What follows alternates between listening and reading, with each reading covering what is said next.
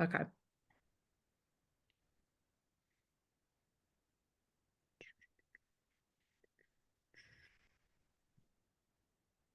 We got 10 people. Cool.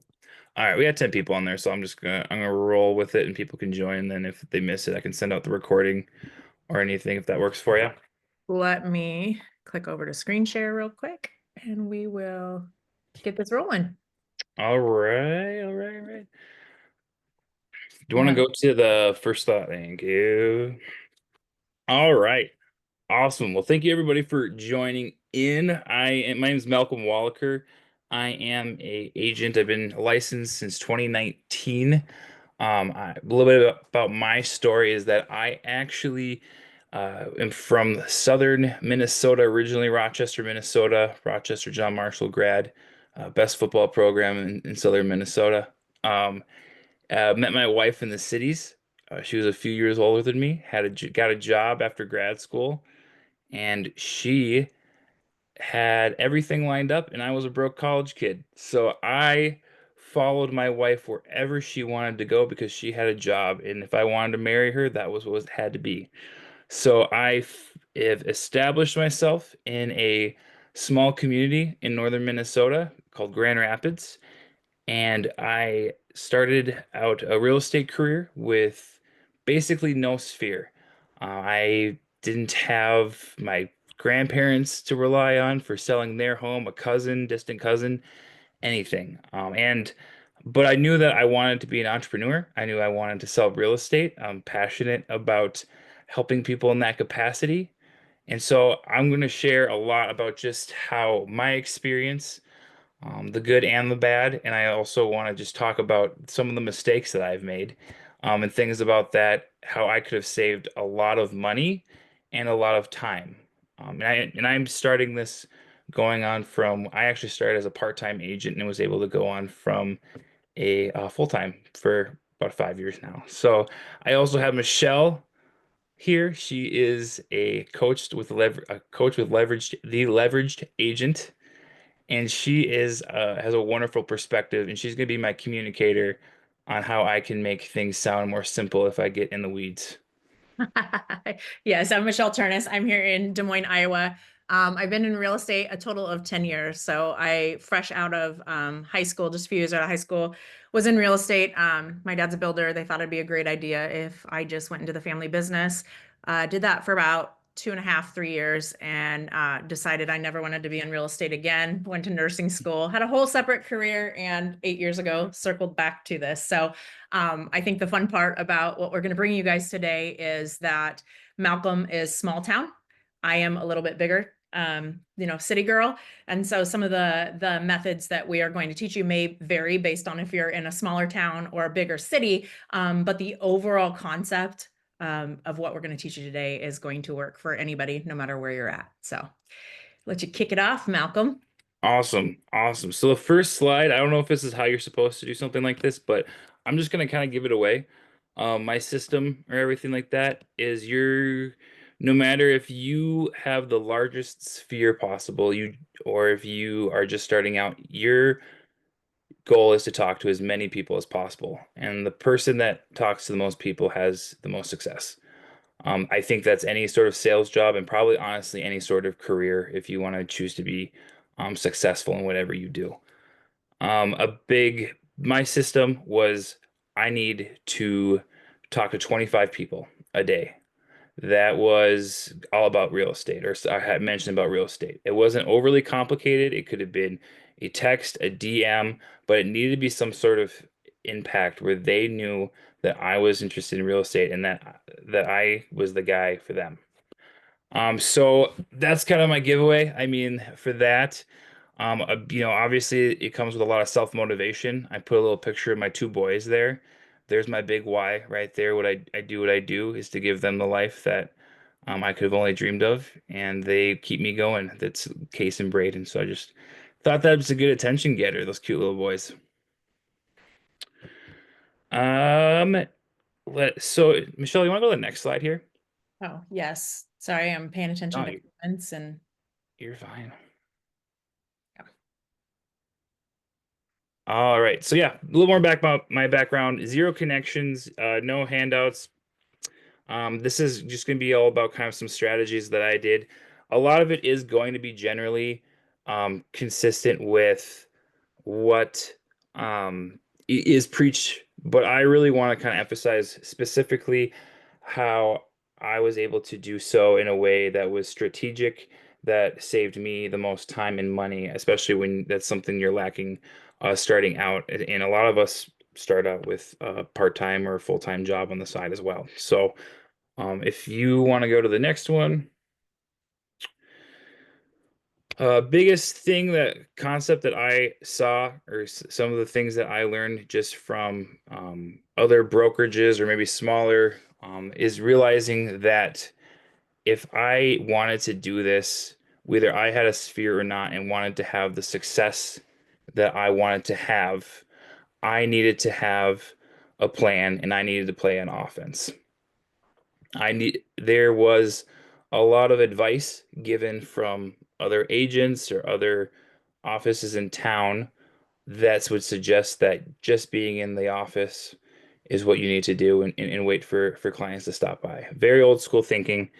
Um, I would say that I had probably two deals ever that came from people walking in, and it was quite literally nobody else wanted it. So that was not worth my time. Um, Much more a passive approach is kind of what I'm seeing preaching on like a more local level. Limited resources, things such as that, and just confusion of where to start. So my goal is to at least kind of get that started and how people can best utilize their time and what resources to direct to right away. This is going to be a general overview, but Michelle will kind of go into opportunities if you guys want to go into a deeper conversation in the future here. Michelle, do you have anything to add on that?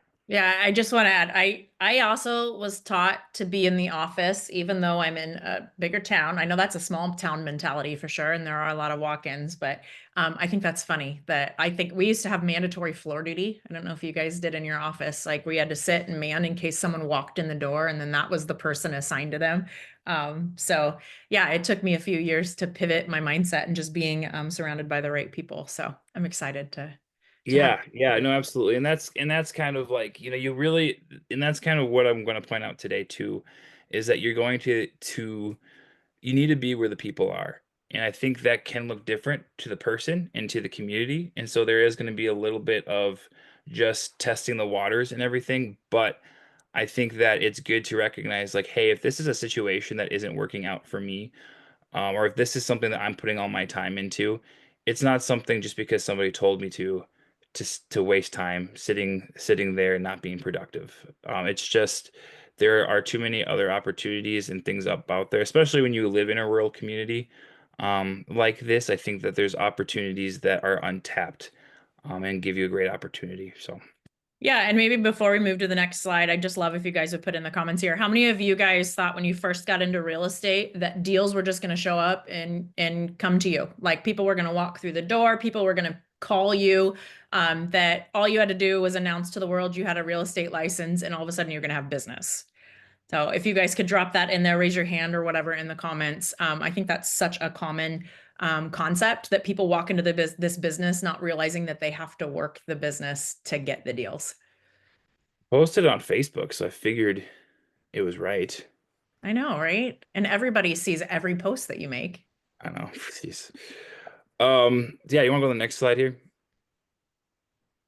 Yeah, so this is a big thing. It's a numbers game. Michelle, I believe, will go into this too, where she actually has a tracker and stuff that she does that she uses, and we have all that ready for you. And we'll kind of talk about how we can get that to you. But it's a numbers game. I would say right now, if you are in a place that have you are able to dedicate your day and need to drum up business immediately, 25 is probably your minimum. It doesn't have to be, and that's anywhere where you are in your career. I mean, it doesn't have to be all, just random people on the street. It really needs to be strategic. You need to be like, okay, I'm going to attack five expired listings. I'm gonna go call five for sale by owners, and then I'm gonna call five past clients, five people at my church, just having conversations with them, five people in your knitting club that Michelle's part of. Um, things like that, right? I mean, that's what they do in Iowa, right? Totally. That's all we do. We sit around and knit and crochet. I don't think there's, I didn't even know they had electricity in Iowa until you got on the Zoom. So Oh my gosh. We're Iowa, not Idaho. We get mistaken for that all the time. No, we'll jump into this a little bit more too, but I think you're right, Malcolm, that real estate is a contact sport. The more contacts that you make, the more success you're going to have. You have to make the contacts to get to that success. So I think this is a great magic number. I've been part of like coaching programs or various like challenges before where you have to contact a certain amount of people every day. And sometimes that means, I agree with you, you have to be strategic.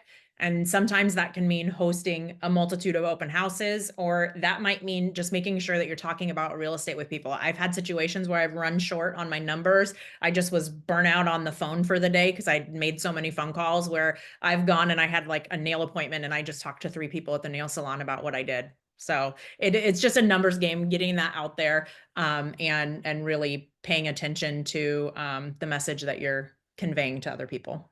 I love that too because what you're doing is you're kind of finding your niche in like your comfort zone.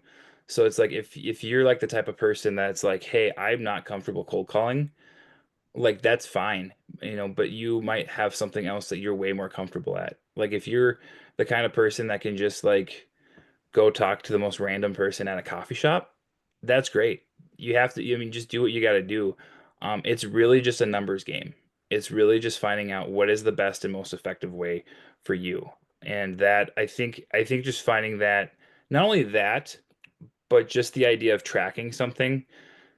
So let's say like you did this consistently for a year and you made 100,000 and you're like, I want to make 200,000. Will you need to do double, because you'll get experience and you'll just become better and convert higher? No. But if that's just the reality of what you want to do, you have something to compare it to and a formula really that should work for you to get to that next level. Generally, though, if you're making that many contacts, you should be able to more than double after your first year.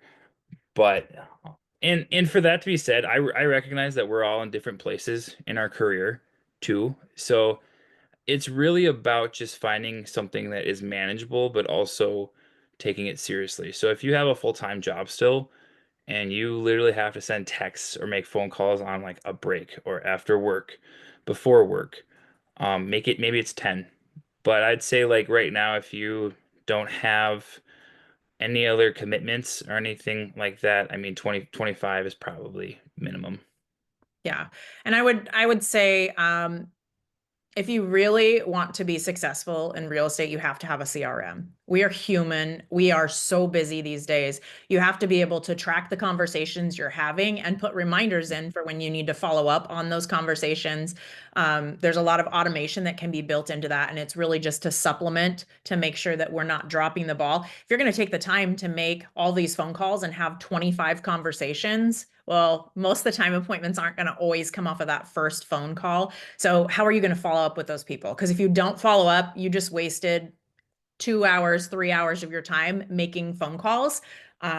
Because you're going to need that consistent conversation with them before you're going to have that turnover and convert.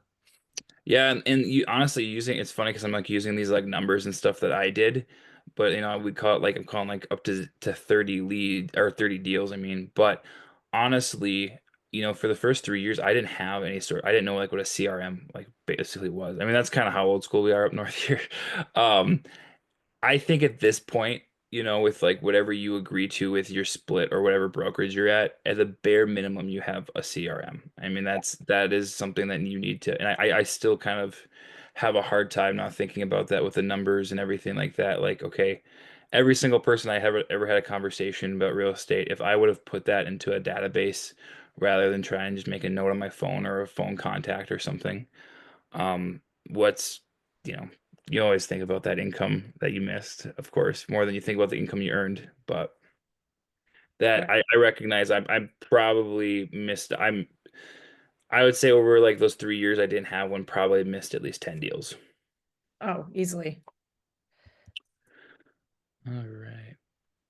So this is community presence is a big factor. I mean, this is I feel pretty important um no matter what size area you are. I mean, especially in a small town. I have a little bit different take on this personally. I think that this is where strategy and really paying attention to what your time and what your money is worth. So, I think every real estate course will tell you to join like your chamber or something like that. I found out very quickly that just relationships and how the chamber was ran at a local level, that was not worth my time and money. If I wanted to have a weird get together every once in a while, where you'd see wealthier people get intoxicated, that was kind of fun to watch, but it was not worth my time or money or the crowd that I even really wanted to be part of. And so I would say that you really need to be consistent in the time that you spend if your goal is to grow your business, because not every single just being busy doesn't actually convert deals. You need to actually figure out if something's worth your time. Yeah, there's a difference between being busy and being productive. And I mean, you are still growing money, Malcolm. So you didn't really Growing money, miss yeah, that, right? Growing your business, growing money. But I agree with you. There are a lot of shiny objects out there, a lot of groups that you can be part of, and having a strategy. Why am I going to this? So if you're going to agent open houses, why are you going to agent open houses? For me, it's because I want to build relationships with agents so that when we have transactions together, we can have smooth, like have that relationship and be able to work through those. So it's strategic. I also want to preview houses so that I know what's on the market and can talk to my clients about that. So, but if you're just going to the agent open house because you want the free food, or if you're just going to the agent open house because someone in your office told you you should go, like there needs to be a strategy to that. What are you going to get from that? I also use it as my social media content. You can never have enough social media content to make people feel like you're super busy in your business. So that is just part of a strategy that I use as well. But I also do not. I have not joined my local chamber. I know there's a lot of people that benefit from that. And again, they have a strategy around that. It's how they post, how they use it for the overall like networking, those kind of things. But if you don't have a strategy, you're essentially setting yourself up to just waste time, keep busy, and not be productive. Mm. Yeah, if you want to go to the next slide, Michelle, I kind of have a guide. So, kind of touching on that, I mean, this is a little bit more of the online presence of that. I mean, obviously there's the in-person, which is important, but this is a list of things here. I mean, there's so much more you could expand on this, and like there's so much deeper of a level that you can go into that when we're talking about SEO, things like that. And I'd love to have that conversation with somebody, but it gets, I mean, that's a conversation all on its own. But a bunch of free resources that I personally use that help me build my business. Facebook Marketplace is number one. Um, when you don't have the advertised dollars to boost or something like that. For me, for example, if I had anything on water on the lake, I know that my reach could be anywhere in the United States. So I, one example I had that was just, we had one that was just a beautiful home and had unique features and everything. I didn't spend a dime on boosting it, and I just shared it in multiple groups throughout Facebook. You gotta be a little careful about that because you can get thrown in Facebook jail. So maybe you just do like 10 at a time, take a break. But I was able to get over 50,000 impressions on it, and that was without using any money. That was just from I kind of knew that this would have an audience, and I took advantage of it, and I was able to pull some buyers from that as well. And they didn't buy if they didn't buy that home, I was still able to create my database, and I was able to pull 15 people that I was able to put in my pipeline. Yeah, and if Um, you guys don't have listings, you can use this strategy. Tap into people in your office that do have listings. There's a lot of listing agents that aren't even touching Marketplace. Go up to them and just say, "Hey, can I advertise your listing on Marketplace so that I can get the buyer leads?" and there's probably an audience in a Facebook group for just about all of them. I think this is a really untapped thing. So even like if you're like, this is not a cute house at all, this is a junk or a tear down, there's Facebook Marketplace groups looking for investors that need something under 50 or 100,000. I mean, there's really just like just getting that out there. Obviously, like you want to attract the right kind of buyer, but so it is more fun to list those like higher end properties. But really just being consistent and posting something every day and building that larger and larger is what's going to help you ultimately. Yeah. Helping you become that community expert too. It just, the more people see you in those marketplace groups or engaging in some of those community groups, those kind of things, you're going to start being seen as that local market expert. And the other ones on this list too are something that like I utilize and to touch on. I guess the only other thing I would put on here just for sake of time would really be the would be just in general the posting on social media regularly, and the Google business profile. Do that. I mean, there's a lot to uncover there with SEO and everything like that. Um, but those are the probably the two on there where if I were today or three, I'll say three. Facebook Marketplace, I'd say is first priority. Google profile, and then making sure you're posting every day on all your socials. And Michelle, you said you kind of had a strategy for that and how you kind of keep up Yeah. with. So do we have, is that on the next page too? Okay. So yeah, let's jump into that. So I have a strategy for social media, which I've got a video if you guys want to link as well for kind of my social media strategy. But I do every morning, I do what I call the high five method. I love Mel Robbins, so I kind of ripped that off from her, I suppose. But the high five method is you get on and you find 5 people that are not in your feed, because Facebook really only shows you, the algorithm only shows you a very, very small percentage. It might only be 5 to 10% of your friends are showing up in your feed. So you want to intentionally go look in your friends list, find 5 friends that you aren't currently seeing in your feed. Go comment on one of their, like go on their pages, find a post that makes sense that's probably recent. Don't be weird and go back a year or whatever, and post a comment of at least 5 words. I try to actually engage conversation. So if it makes sense, asking a question, like making a comment and asking a question is always good. So let's say they went to Hawaii, you saw this thing, beautiful post of them in Hawaii. You might say, "Oh my gosh, it's gorgeous there. What was your favorite part about that trip?" Because the more communication you have back and forth, the more that the algorithm gets triggered to say, "Oh, these guys want to be friends. I'm going to show more of their content to each other." So you've got the 5 people, 5 words or more that you're posting in their comments. Again, you're asking questions to engage, and you're going to do that right before you make your post for the day. The third 5 of that, the 5 5 5, the third 5 is to go out and find 5 new people to connect with and friend on Facebook as well. So you're doing all that, then you're making your post. That's going to help your post get more engagement overall. It's going to just trigger, like, Facebook is all about relationship building. That is a relationship building platform. And so that's going to trigger the algorithm to say, oh, these people are in communication, they have a relationship together, and we should start showing more of their things together. Mhm. I love that you said it's funny because I've heard those strategies and I've always kind of followed um kind of the same system with 5 5 5, but I honestly had never heard, and maybe that's just me or maybe I just didn't hear that part because maybe it takes a little more thought, a little bit more work.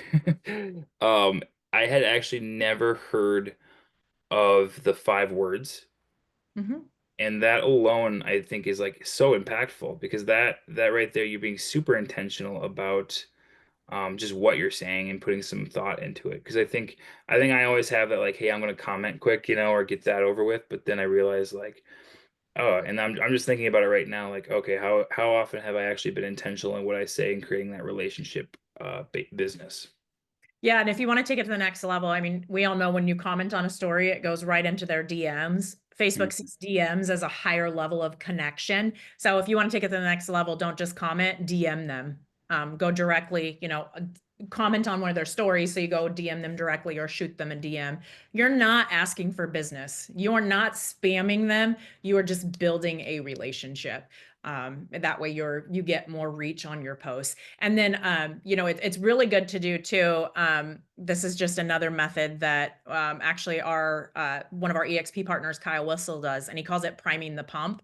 So if you know you've got a big post that you want to make, maybe it's a listing, maybe you're trying to draw on buyers, whatever, make a post that you know, it doesn't have to even be relevant to real estate. It could be like, hey, here's some really cool new kicks I got. What do you think? Something that you know is going to automatically engage people, and then make your post that you want more people to see shortly after that. So you're priming the pump. People that are going to engage with your post about your new Converse shoes that are awesome are going to now be shown your next post as well. Yeah, it really kind of depends. I mean, like kind of also like the content and everything like that. I'd say like I probably am like I've gotten like as far as being like 75% of my social media posts are personal, but I just know people are going to interact. Like obviously I have cute kids, so I mean, I know people are going to put that on there. Um, but it just builds that relationship and it's still and like if you were to look at my social and you just see kind of a goofy guy, which I am a goofy kind of kind of Yeah, I am a quirky guy. But it's just who I am, and this is how you're gonna learn more about me and kind of know that I become more likable. I become more of like you kind of know me or you get to know me on a level, even though we have maybe never had a conversation. And I will say, I'm not saying I'm promising anything because I do live in a small town, but I did got my, I went to one of the coffee shops and I did get it felt really good. I was like, aren't you that guy that makes weird Facebook videos or funny Facebook videos? I'm like, yes, I am. So I mean, people see it and I had no idea who that gal was. So it's, I love it. That's probably one of the easiest free ways to build your funnel, honestly. Yeah, and you hit the nail on the head about being authentic.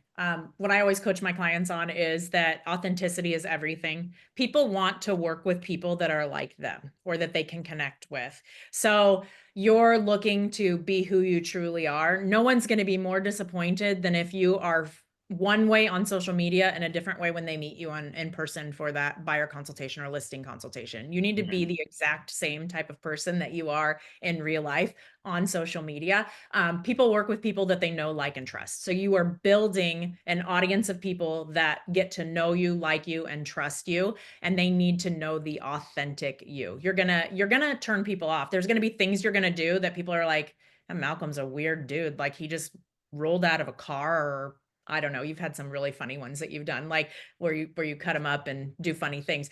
People might be like, that doesn't seem very professional, or that seems, like that, whatever, that's not very polished. Well, that's okay. That's not your people. That's not the people you want to work with anyway. You want to work with the people that connect with you and understand that you were just trying to bring a good laugh. Like you're such a kind-hearted spirit. You love to connect with people. You love to make people laugh. And so that's the kind of client that you want to work with, is the type of client who's going to appreciate those values and those gifts that you have to offer to them.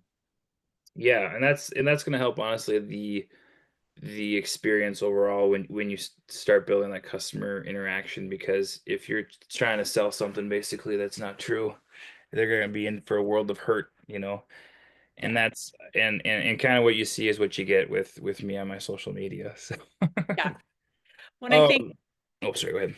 Um, I think you hit it there. Oh, I'm just laughing. Melissa's on there. Malcolm is a weird dude. What you want to look, That's yeah. a compliment. That's a Yeah, compliment. We say that's weird is good. cool in our family. So That's awesome. yeah. um yeah, Melissa, well, I try and get Melissa's in our hometown. I try and get her to do videos with me, but she won't do it. um Effective lead sources. So this is kind of where it gets a little bit more in depth, and I'll kind of just do a really brief overview of how it worked for me. Honestly, so partner platforms, I'll just hit on that quick. Your Zillow, your Homelight, things like that. People are going to be there. That's people want to be online. The world we live in is people want to just look on their phone, and when they're finally interested in something, often they want to just be able to click and be on their time. That's just the reality of where the world is. That to me is now what you owning an office probably was at one time. I would say right now, if you were deciding, hey, do I want to sign a lease on an office? And we might differ on this, but this is my personal. Like, if you want to lease on an office, and if it's just you, obviously, if you run a team like Michelle, it's different. But like, if you're thinking like, oh, I need to go get an office so I can have walk-ins, that is not why you have a get an office. You're better off spending that money on coming up with different referral sources or different softwares that are actually going to help you build leads. I would say strategically, just offhand, is that if you're using like a Zillow, like a realtor.com, is rather than just going in and trying to purchase blindly or just thinking what's best for you, often I would call them. And I've had really good experience with the sales team there where they will help walk me through zip codes or areas where I can get the best bang for my buck. My best zip code where I was the most profitable cost me $80 a month for the longest time, and that was worth my time, my money, everything like that. And I mean, granted, it was like an area where it's like there'd be a lot of like really junkers, but there would be a couple lake homes thrown in there too, so it was well worth my time. Um, the one that so the biggest thing is that eventually you're going to have to adopt three pillars of your business or three lead sources.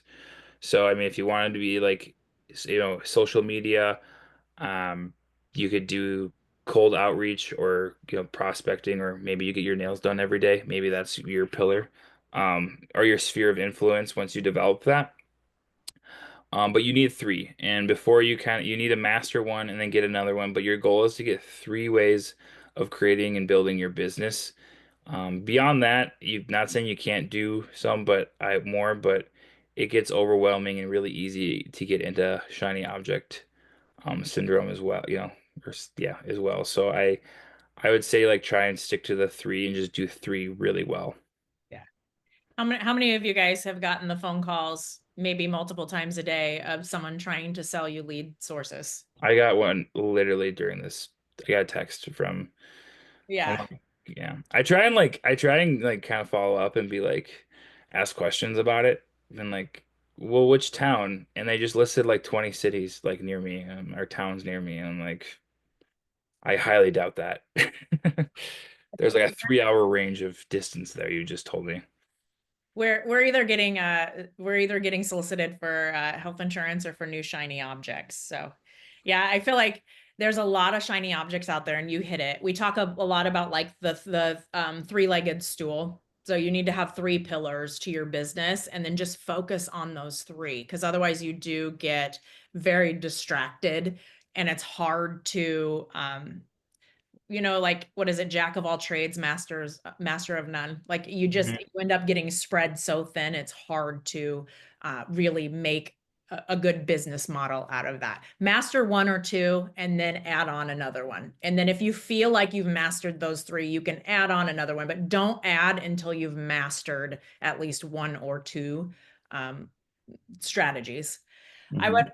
I would also add on there. So I was partners with my mom for years. When I first got into, or the second round of real estate, my mom, I was blessed with her just letting me come and jump into her already established business.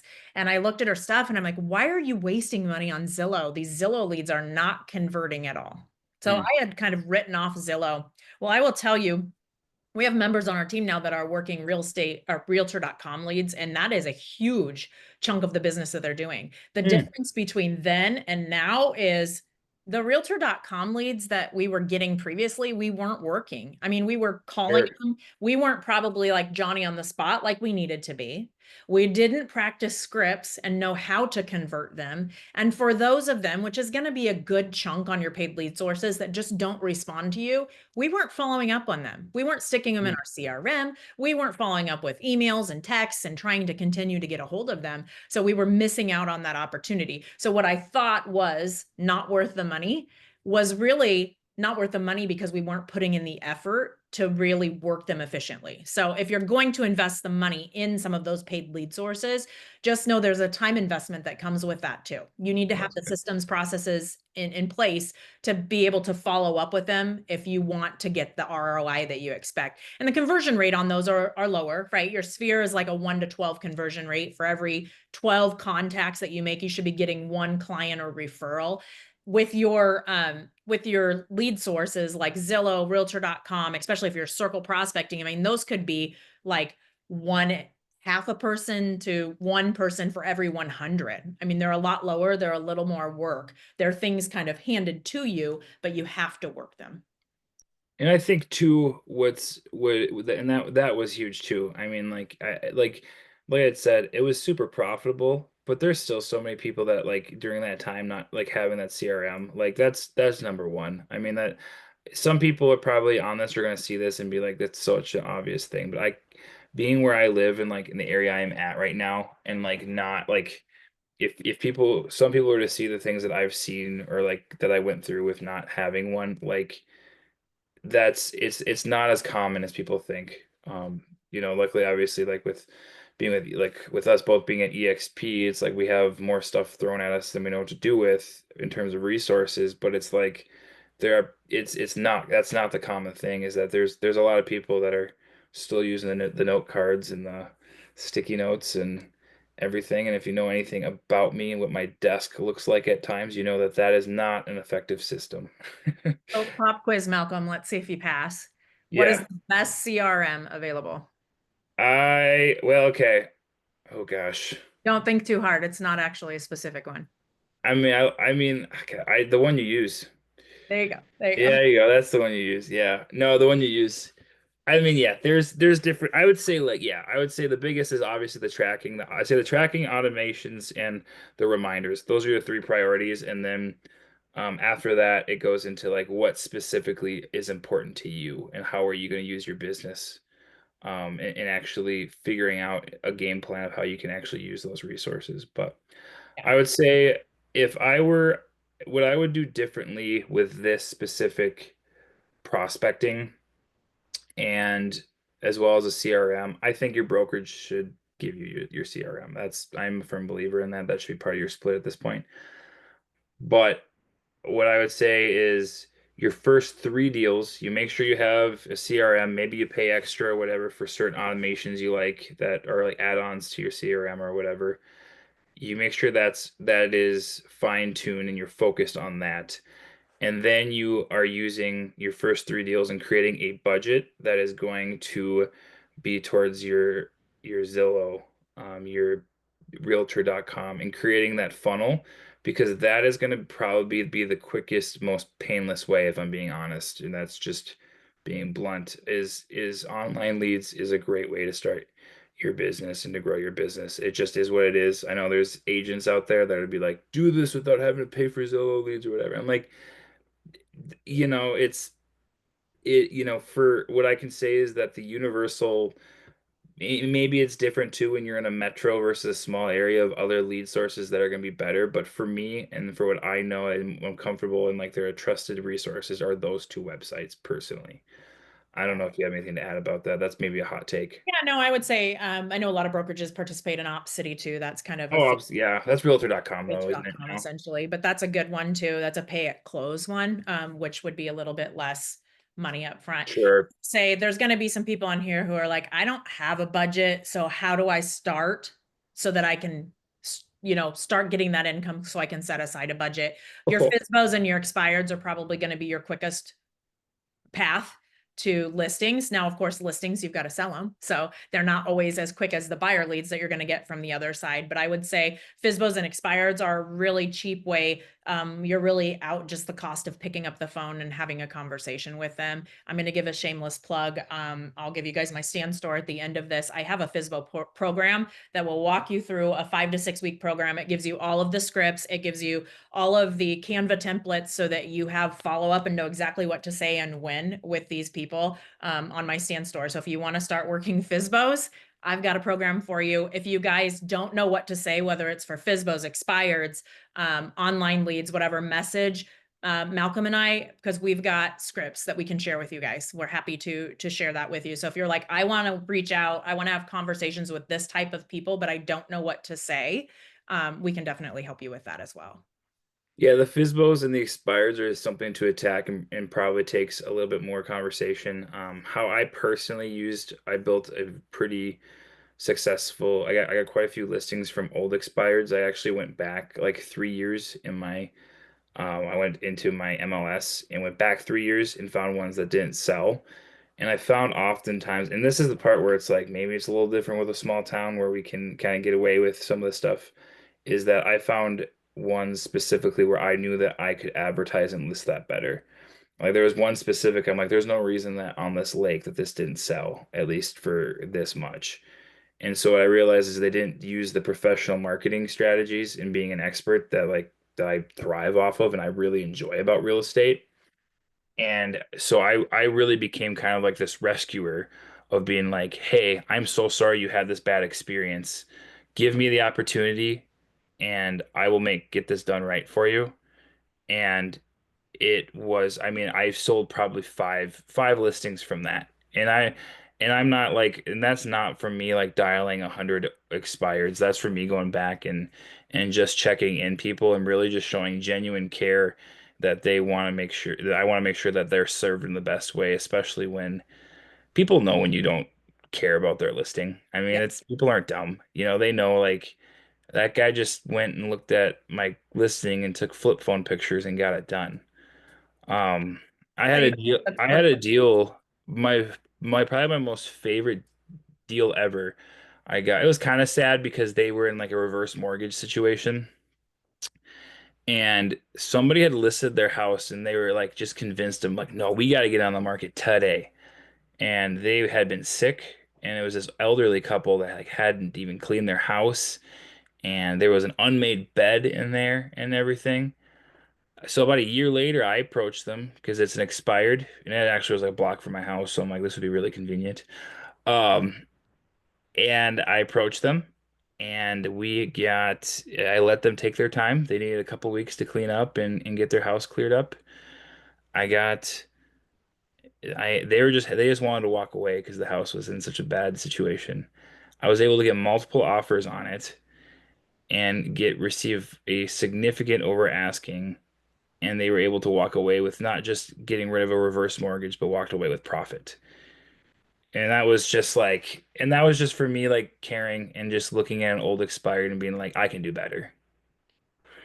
Now, have you told that story on Facebook at all? Like, have you actually told the story of that one time I helped an expired and how it felt really good?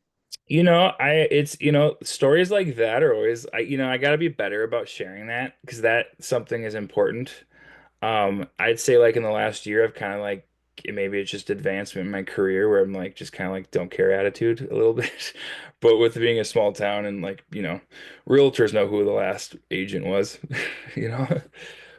But I'd probably say in the last year here, I've kind of it's just is what it is, and I'm not lying. So Yeah, no, and I think being able to tell that story just shows you have a heart, you were happy to help them, right? Storytelling is so much more impactful than just making a just listed or just sold post. So, mm, as you have those stories, as you have those closings, make sure that you're crafting it in a way to tell a story that evokes emotions, right? People buy and sell off of it's emotion that causes yeah. them to buy and sell. And that's a great point. I think that's honestly probably where I personally need to grow my business the most still is using those type of stories because I have them. Yeah. Yeah. And then I would say same thing with expireds. I agree with you on kind of looking at those that have been expired for a while. Every agent and their brother is calling them on day one. Be Mhm. the agent that's calling them like day 30, 60 when they're a little while out. And right now is a great time to call them. The ones that came off the market, especially for us in the colder states that have seasonality in our markets. If they pulled off the market in the winter, a lot of times their thought process is we're going to relist in the spring. So Mhm. you may be able to convert those at a higher rate right now because we are in the spring market, and in their mindset, you might be able to remind them that they thought we were going to take it off the market and then list in the spring. That's good. That's good. All right, next slide. That's just me saying, hey, everything you do needs to be tracked. and that's any business. This is a really good place to start with your contacts and everything like that. But I would say, you take that to another level is doing that with your expenses and what you spend on and making sure that everything and every dollar is actually helping you move your mission forward. Yeah. If you aren't tracking it, you don't know what you're I mean, tracking becomes very important for a couple reasons, right? If you're investing 2 hours a day into making phone calls and you don't know how many phone calls you made and how many appointments you set, you have no idea how many hours you need to dedicate every day to get to an appointment, right? You need to know how many calls you're making, how many people are actually answering the phone calls, how many conversations are you having.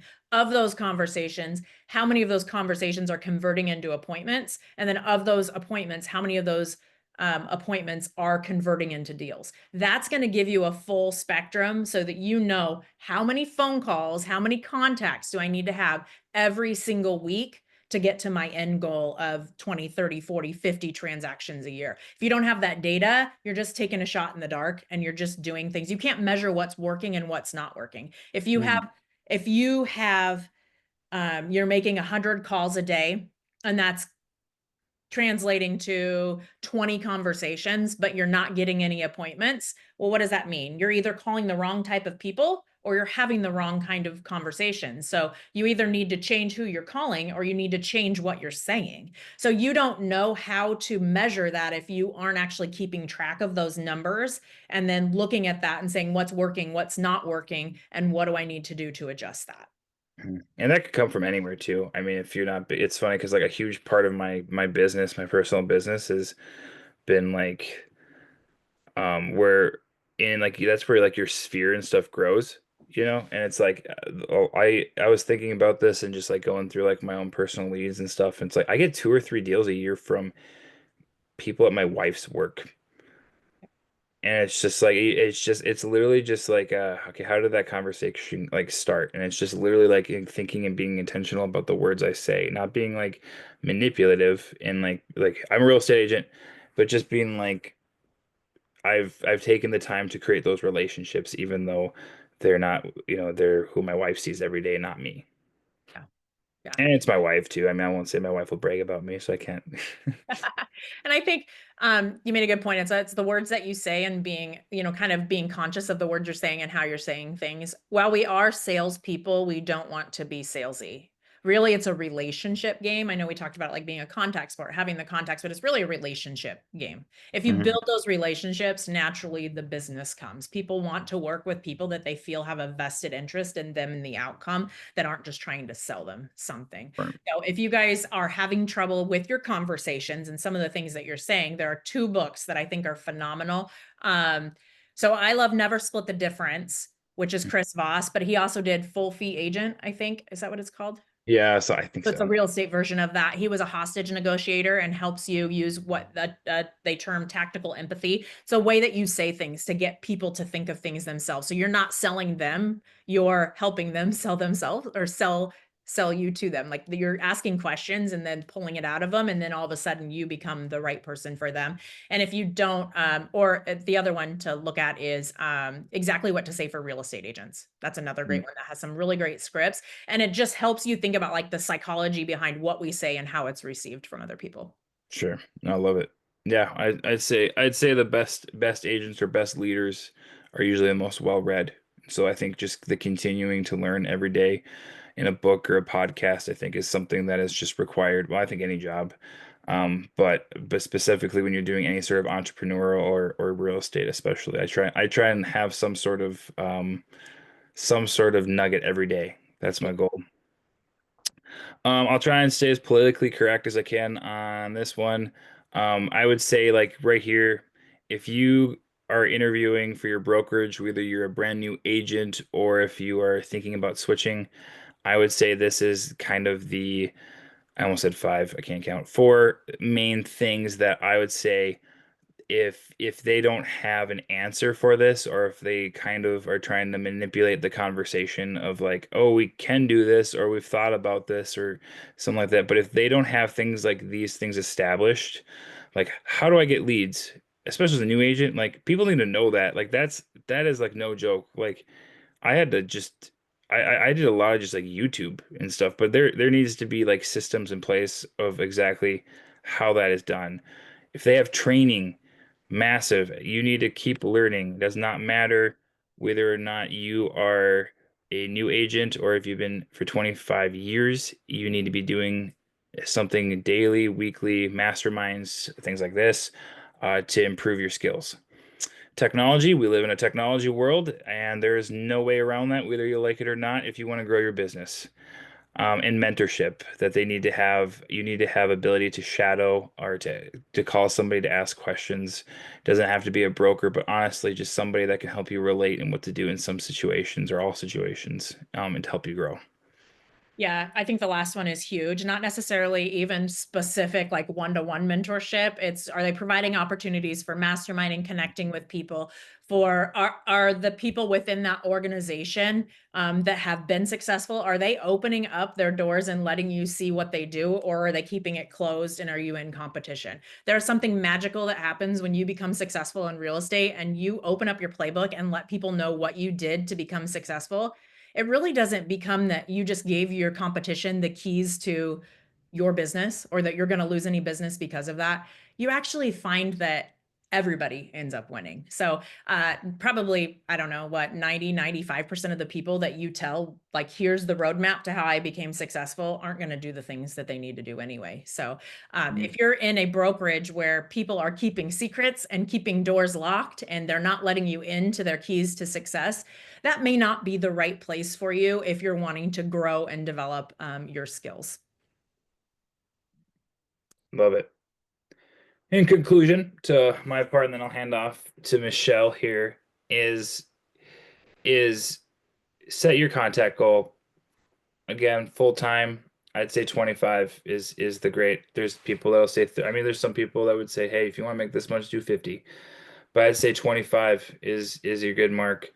I would say shoot for 10 if you have a full time, just to keep to lack burnout and but also be consistent. Schedule your time that you're going to do this, especially if you're part-time, but that is something that needs to be in your calendar, whether you have been doing this forever or if you're just new of when you're actually going to drum up business. Because it's really easy to what did Blake say? Realtor all over the place, or just you're really good at realtoring where you just say you're busy, but then you realize like, oh, I didn't make any money going to all those different things. So. Choose your platform. Choose what lead sources you're going to master and stick to them.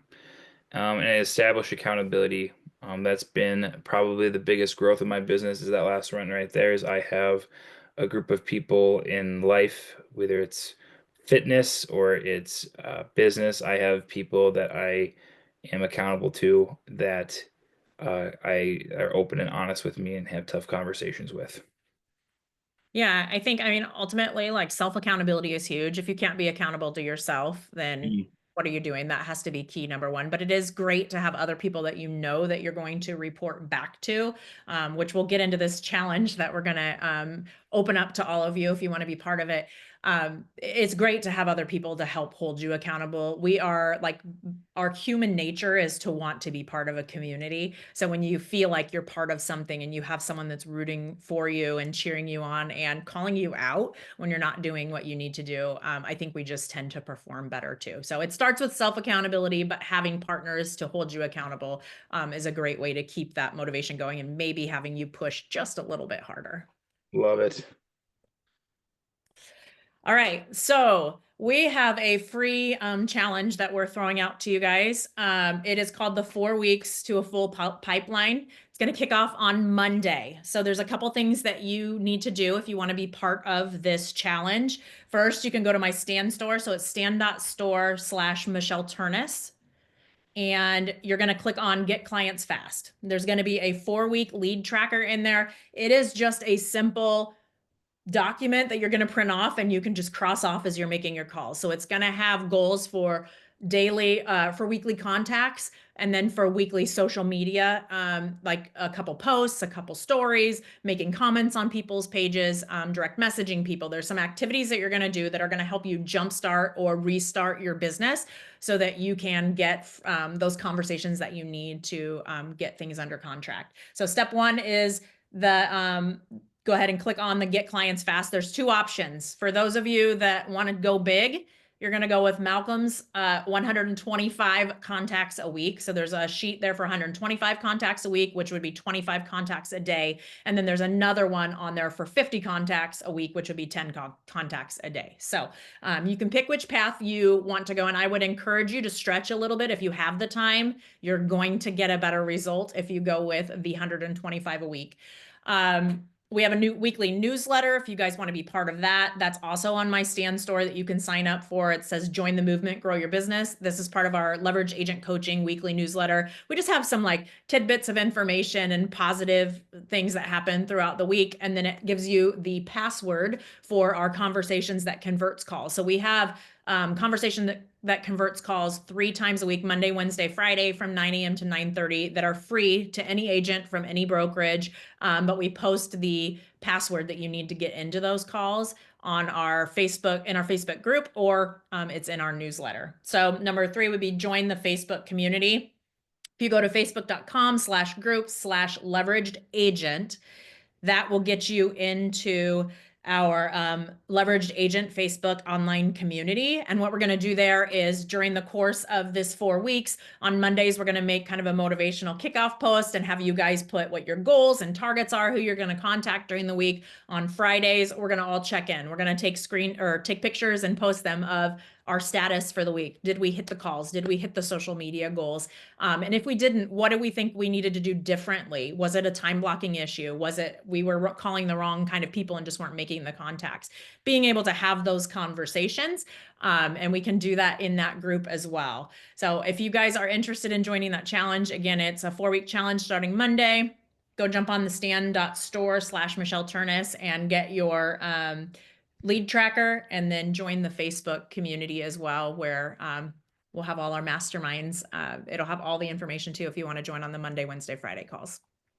And Michelle, do you want to post some of those links on the event page too? Yeah. Yep. I will Okay. post that as soon as we've done here.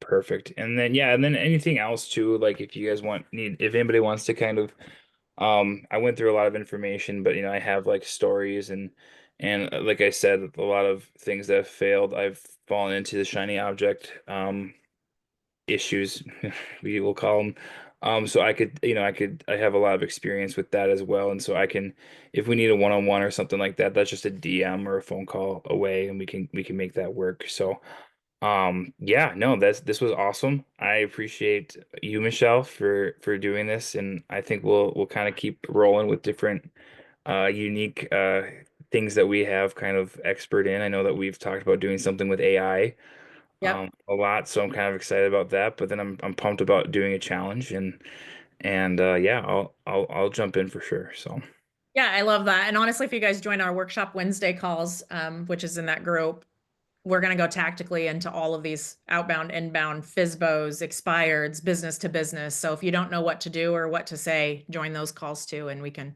definitely give that to you. And Malcolm, I'm going to challenge you if you don't already have. Do you have a Calendly right now? ooh, I do have a Calendly.